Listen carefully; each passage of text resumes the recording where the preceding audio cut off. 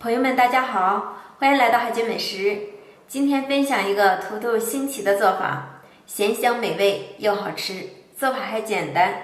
喜欢吃土豆的家人们可以动手试做哟。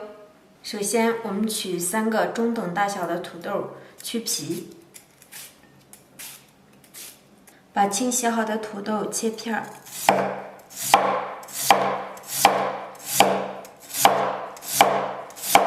切好的土豆片放入蒸锅，蒸至软烂。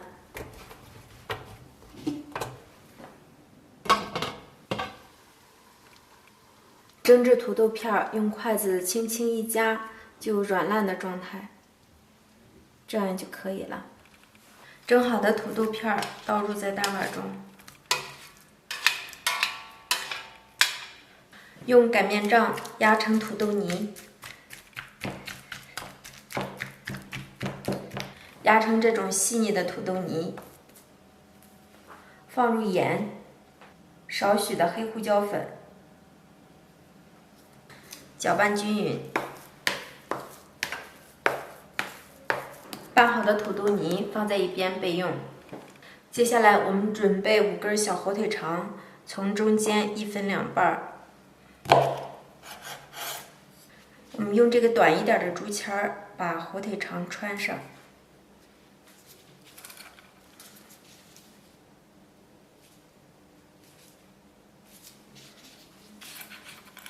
一个盘中放入一些面包糠，另一个盘中打入2颗鸡蛋，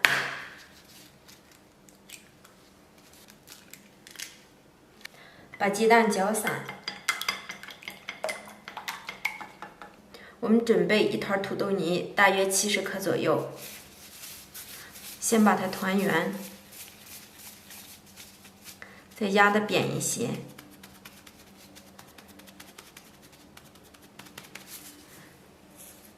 然后我们把火腿给它包进来，两边往上收，边缘处捏紧，在手心里滚一滚，然后先给它沾一层蛋液，再薄薄的裹上一层面包糠。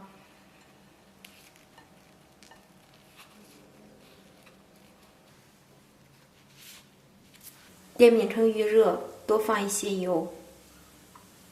油热后放进食材，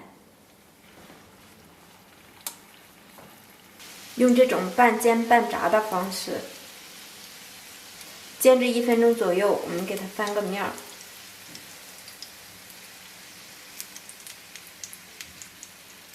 反复来回翻面，大约需要7、8分钟的时间。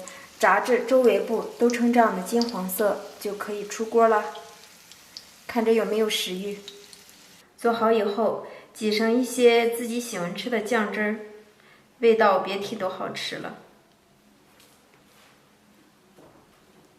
咬上一口，看一下里面，